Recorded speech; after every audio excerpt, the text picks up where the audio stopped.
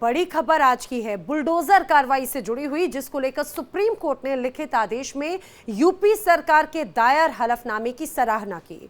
Supreme court ने कहा है कि उत्तर प्रदेश सरकार ने एक हलफनामा दायर किया है और कहा है कि अचल संपत्तियों को केवल कानून द्वारा निर्धारित प्रक्रिया के अनुसार ही ध्वस्त किया जा सकता है। साथ ही उत्तर प्रदेश राज्य की ओर से विशेष सचिव गृह विभाग उत्तर प्रदेश सरकार द्वारा एक हलफनामा भी बाकायदा दायर किया गया।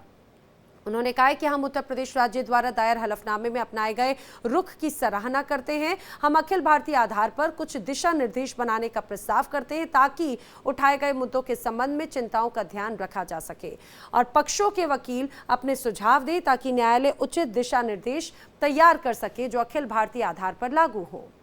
तो ये हलफनामे का आप देख रहे हैं प्रतिरूप और ये मजमून है। दरअसल लगातार बुलडोजर एक्शन को लेकर याचिकाएं जो हैं वो दायर की गई थी। अब बुलडोजर वाली कार्रवाई पर आज सुप्रीम कोर्ट में एक लंबी जिरह चली, जिस पर अलग अलग पक्षों के द्वारा बात रखी गई।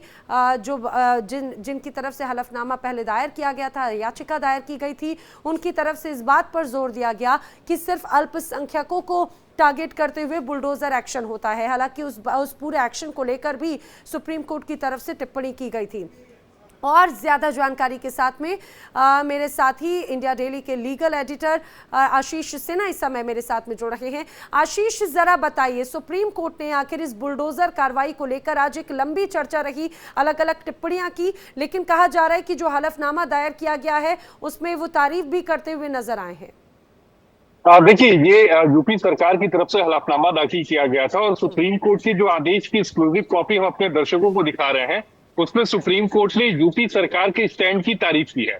दरअसल यूपी सरकार ने सुप्रीम कोर्ट में इस बात को कहा है कि नियमों के मुताबिक ही किसी पर बुलडोजर की कार्रवाई होगी, यानी किसी के घर पर जो कार्रवाई बुलडोजर की होगी वो नियमों के मुताबिक होगी और इसी बाबत सुप्रीम कोर्ट ने सराहना की। हालांकि सुप्रीम कोर्ट ने ये जरूर कहा कि हम एक पैन इंडिया जो डायरेक्शन है वो पास करेंगे बुलडोजर की कार्रवाई को लेकर। सुप्रीम कोर्ट ने सभी पक्षों से कहा है कि आप अपने सुझाव जो है वो एक ईमेल पर दीजिए ताकि हम इन सुझाव पर गौर करें और उसके बाद एक डिटेल ऑर्डर जो होगा, गाइडलाइन का जो होगा वो हम जारी करेंगे ताकि सभी राज्य सरकार और यूनियन टेरिटरी जो है वो उस गाइडलाइन को फॉलो करे किसी भी मकान पर बुलडोजर की कार्रवाई करने से पहले।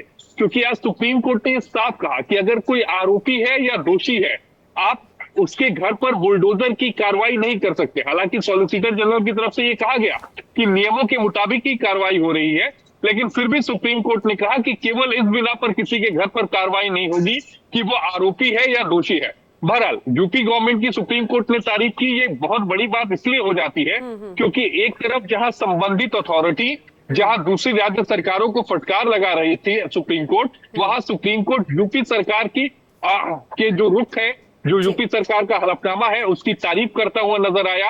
और एकमात्र ऐसी स्टेट गवर्नमेंट है जिसका हम नाम देख रहे हैं ऑर्डर की कॉपी में, जिसकी सुप्रीम कोर्ट ने पहल की सराहना की है।